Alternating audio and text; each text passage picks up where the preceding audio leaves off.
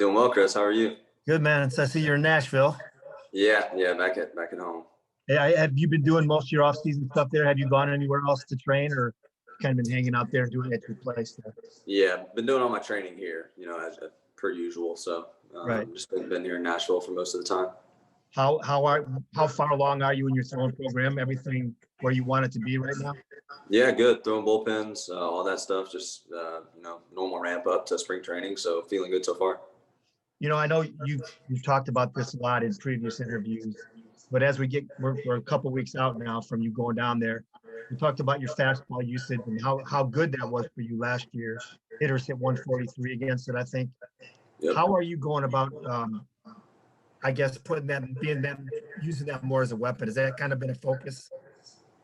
Yeah, it has. So just with conversations with Chris, Fetter, and people within the organization, they really dove into some of that data, and I did as well. And the common, thing that everybody agreed on is, the four seam played pretty well, especially up in the zone. So, maybe mixing that in a little bit more. A lot of the times that's something in the past that I just did, late in count. So maybe I throw that in there a little bit earlier and utilize that pitch a little bit more instead of trying to, really locate the four seamer down and then have it leak up a little bit to the middle part of the plate. And that's where, the hitters were doing a lot of damage. So maybe if I can get it above the barrel a little bit, but still in the zone, maybe it'll play better. So we're going to try that out and see how it goes.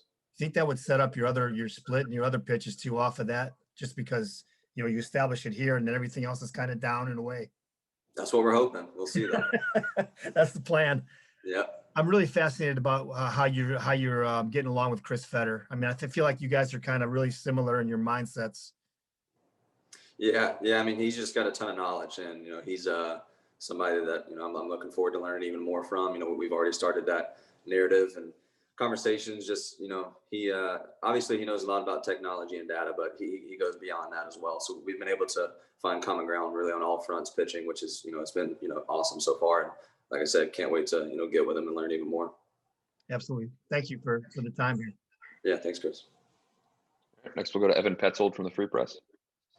Hey, Casey, thanks for doing this. Hope you're well. Going to Chris Fetter, kind of staying on that track. We know what he can do with the technology and how interested he is in that and just how knowledgeable he is. But, what else does he do? I mean, what else has he done to make you feel comfortable so far? I know it's been kind of limited interaction and stuff like that, but anything that he's done to demonstrate just how invested he is in you, even beyond just looking at, in depth and checking out the numbers? Yeah, a lot. I think it's just building a relationship. I think everything I've heard when it comes to Chris is just how really good he is at developing relationships with people and players, and just being able to connect with people, which is super valuable. You want to build that trust and have that narrative and that conversation between people where you can exchange ideas and knowledge off of one another. So I've just been really impressed with the relationship we built even to this point. And I know that's only going to grow with the more time we get together. And so I've just been really very, very impressed with how personal he is, and just he's been an awesome guy to just have conversations with and work through some things, pitching wise and off field stuff. So he's just been cool to talk to up to this point. And AJ Hinch as well. I know him, being a former catcher, he's real invested in the young arms that, the Tigers have. And, I know he was on his couch all last season, so he got to watch you pitch a little bit. What was the first interaction with him like? Did he say anything, any words of encouragement in that first conversation, or how did that all go down? Yeah, he reached out after he accepted the job, and obviously he had a bunch going on, so I appreciate him reaching out to me, and we had a conversation. So same type thing, just we were starting to lay somewhat of a foundation of building a relationship, and which is I value a lot. And obviously super smart, intelligent guy who's been seen it all, done it all, at the highest level. So just somebody that I'm going to lean on for knowledge, and definitely had some words of encouragement for me, and just saying that I'm going to obviously just be a part of the plans for the Tigers in the future and in the present. So really looking forward to learning from both those guys, AJ and Chris. For sure. And just going back to last year really quick too, we didn't see you get ahead in too many counts. There wasn't as many strikes as you would have liked to throw, more walks and stuff like that. I guess going back on 2020, looking at it now as you're getting ready to, jump into spring training, like what was the biggest, what are some of the biggest things you learned? Was it almost kind of like a trial run for you? Just, hey, what is this like? And what are my takeaways going to be going to the offseason? How do you kind of view 2020, where, compared to where you are now, I guess? I wouldn't say I view it as a trial run. I mean, anytime I'm out there, I'm trying to compete and win. I don't care what the situation is or what's going on. So I definitely expected more of myself, and I'm, really frustrated with how things turned out. But in that light, I just in the past I've shown the ability to learn from experiences, a lot of failed experiences. So just trying to trying to recapture that and do that again. So just taking some things that I learned and trying to work through those and improve, and hopefully it translates to the field, which I think it will.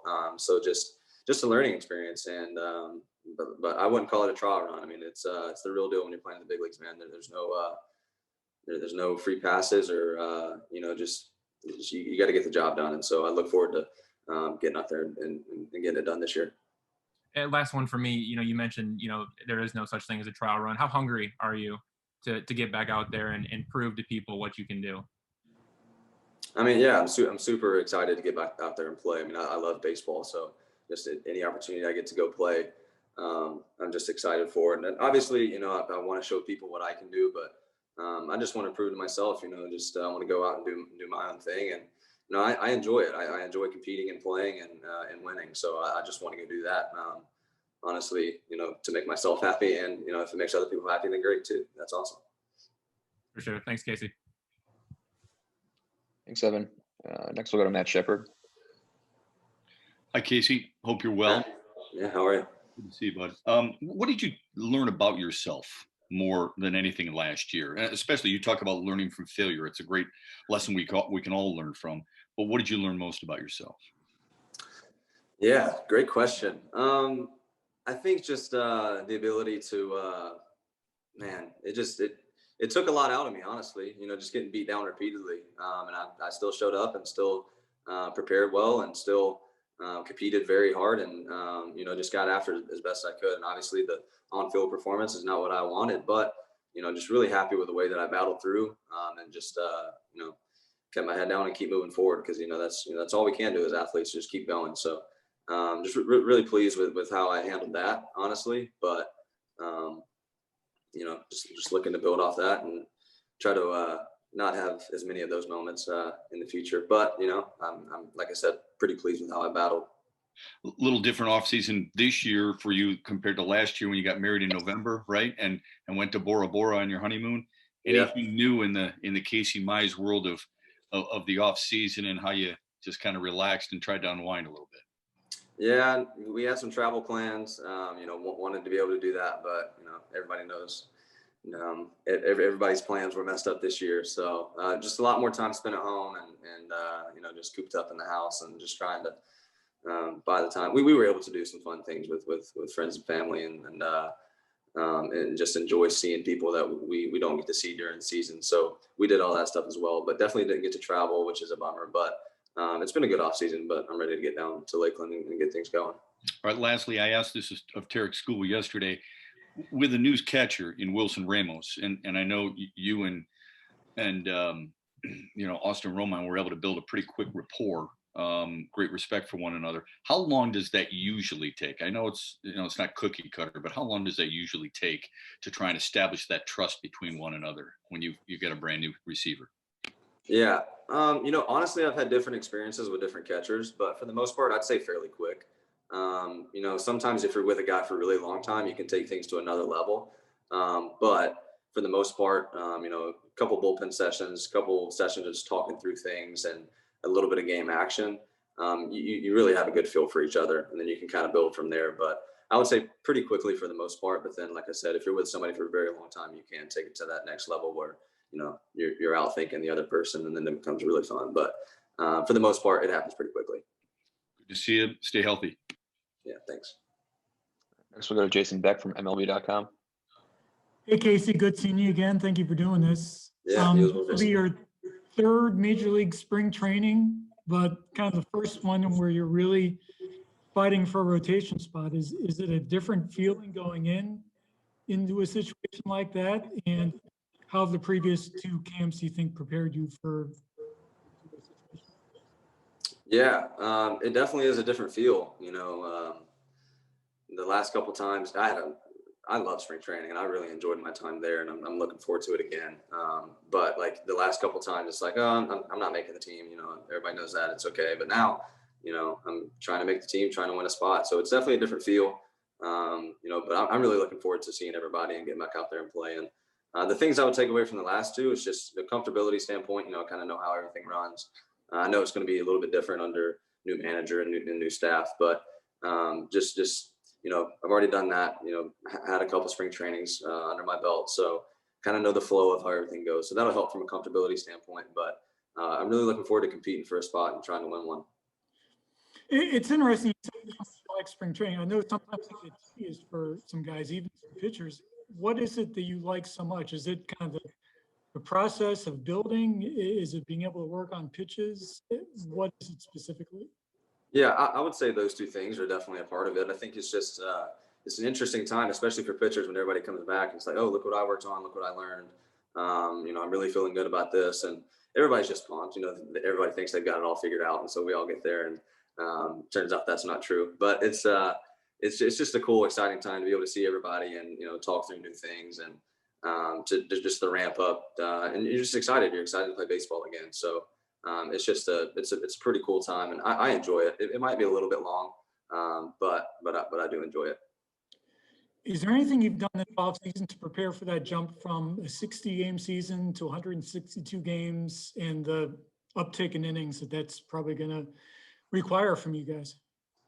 Yeah, definitely. We had a couple of changes in some programming stuff. Nothing too drastic, but we've all thrown plenty of innings before, and we've all we know what that training looks like. So we just, for speaking for myself, just tried to really focus on what I did back then and add some new things that could maybe challenge myself a little bit more, because it's gonna definitely gonna be a big jump. But at the end of the day, I've thrown that many innings before, and I'm trying to get as many innings as possible this year. Hopefully that's possible, but we'll see. Great. Thanks, Casey. Hope to see you in a few weeks. Yeah, thanks, Jason. Next we'll go to Art Regner from the Word on Woodward. Hi there, Casey. I am kind of wondering, in all honesty, do you look at last year, even though you made it to the big leagues in kind of a sterile environment, in your own mind, in your own development, where you think you should be at this point? Was it a step forward, a step back? Not so much how you perform, but the situation that you found yourself in. Step forward for sure. I just think just getting in that environment, even though it's not the same, no fans, and it's definitely different. Just facing that level of competition, just being in the stadiums. I think just you gain experience, and I think that's always a step forward, no matter how the performance is on the field. And the performance wasn't great, but that's also a step forward, because I learned from that. So I'm going to view everything as a step forward, and definitely not a step back. When you look at it, and was there a wow factor that you went into maybe making an assumption what it was like being a big league pitcher, and something that kind of surprised you? No, there wasn't really a wow factor. Just, I knew everybody was going to be really talented, and I was going to have to be, pretty sharp. And unfortunately, I wasn't very sharp, and they took advantage of that. But definitely wasn't a wow factor, man. I know I got to be, on my game. Not going to be every time I go out there, but more times than not. But I know I can hang with them. I know I'm a big leaguer, so definitely wasn't a wow factor. Well, I know you don't lack confidence. Anybody who's pitching a no-hitter and wants chatter in the dugout, I know that you're pretty confident in your ability. But what I want to know is that when you're talking, because of limited pitches and all that, how many innings would you like to go? Do you think that you can, in a 162 game schedule, is your arm ready to be tested that way? I'll go as many innings as they let me. I prepared as if it was just, a normal year, and, you're going to allow me to throw as many as possible, as normal. So I'll go as many as they let me. I'm going to make that pretty known. I already have. So we'll see what they decide. When you say that to them, I promise this is the last one. When you say that to Chris or AJ or whomever, what do they come back? Do they say, yeah, it's pretty open-ended. If you show us you can handle it, you can pitch as many innings as you want? They definitely didn't say that. I'm not going to tell you what they said. I'm definitely just, I told them my thoughts on the matter, and that's the end of that. All right. Thanks, Casey. Appreciate it. All right, next we'll go to Nick Austin from Tigers.com. Casey, good to see you again, man. First things first, can you just talk about when it comes to 2021, in what area do you think we'll see the biggest improvement when it comes to the Tigers as a whole? And also, where will we see the biggest improvement, or where are you hoping we'll see the biggest improvement when it comes to yourself?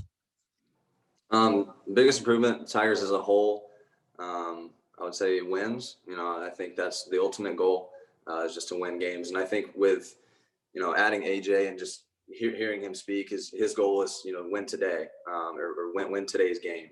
And I think you're just going to see that, on the style of play and the expectation level between, all the players. And I think that'll translate to wins personally. So I think you're going to see a big change in our style of play and, hopefully some results of games. Personally, I think you're going to see the old, not the old me, because, the Tigers fans haven't seen that yet. But what I know is the old me is just pounding the strike zone, overwhelming hitters with strikes, just having leverage on my side is really the goal. So I think I'm going to improve a ton in that area. Very cool. And then the only other one I had for you is, you mentioned conversations you've had with the coaching staff. I'm kind of interested in, was there any kind of fun conversations that stand out in your mind with some teammates, whether it's, Skubal or Boyd or Manning this offseason, in terms of, man, what can be in 2021 or something like that? Yeah, definitely. We've kept a narrative up between, some of the players, and Tarek especially, he's a guy that I talk to a bunch. So it's just been cool to, compare, where we're at in our throwing progression and weightlifting and things like that, and what pitches we're working on. And then just seeing how we're doing personally, we're friends. So we keep that narrative as well. So it's just been cool just checking in with all those guys. And it's definitely exciting to, talk about what could be and what might be and what hopefully will be.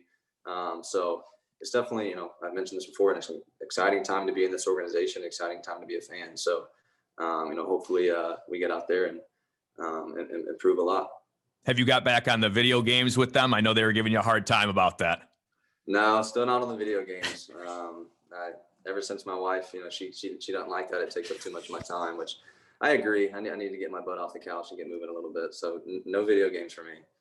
All right. Thank you, man. Yeah, thanks. We got time for a couple more. Next, we'll go to Dan Dickerson. Hey, Casey, how are you? Doing well, Dan. How are you? Good to see you. You as well. I apologize if this was asked before I jumped on a couple minutes late, but I'm always interested in your splitter. I think of that first start, it seems like no walks, 7 strikeouts. You got quite a few swings and misses on that splitter. Seemed like the league adjusted to that pitch, and I don't know if it was location or if it was just your feel for that pitch. But can you just talk about what you saw after that first start in terms of the effectiveness and what some of the reasons were maybe it wasn't as effective after that first start? Yeah, definitely. First start, I was super pleased with it. And then honestly, throughout the season, I threw some really good ones and, yanked a few and sailed a few, and a bunch got hit. So a lot of people are wondering, this is supposed to be an amazing pitch. What's up with it? Well, the thing is, the metrics and stuff like that didn't change very much on the pitch. Okay. But a lot that changed is, when I was throwing, what counts, the locations and things like that. So, if I'm throwing a 3-2 splitter, a 3-1 splitter in the zone, somebody that might be looking for that, is going to be able to drive it. So it all depends on, counts and locations. And unfortunately, I was just in a lot of not pitcher friendly counts, hitter friendly counts for sure. And then the odds go way in their favor. And it kind of seems like no matter what I throw, that they're going to be able to put a good swing on it. So it was just a combination of a lot of those things. And so once I get the count leverage back on my side and can kind of pair some pitches together and start to plan ahead in a bat a little bit, I think you'll see a big improvement in the splitter. I know you don't make excuses, but can you kind of put into perspective for fans a fair way to evaluate anybody in 2020, especially pitchers, with that ramp up, shut down, try to figure out how to stay sharp while we're sitting for 4 months, and then back to major league action.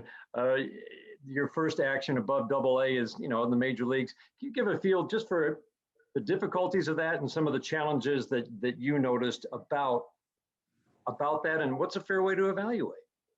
Yeah, there was definitely challenges across the board, and that wasn't exclusive to me, that was everybody. So definitely no excuses there, like you mentioned. But it was weird, having to,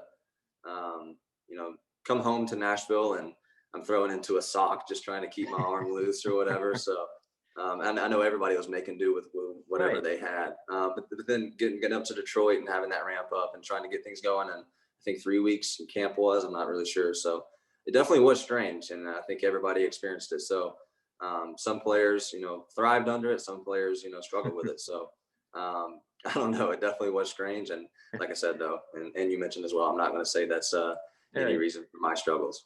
Well, look forward to 2021. Thanks for your time today. Appreciate it. Yeah, thanks, Danny. All right, last question we have. We'll go to Jeff Seidel from the Free Press. Hey, how you doing? Doing well, Jeff. The thing I love about Zooms is you get a small glimpse into people's lives, and you got the coolest background I've seen. I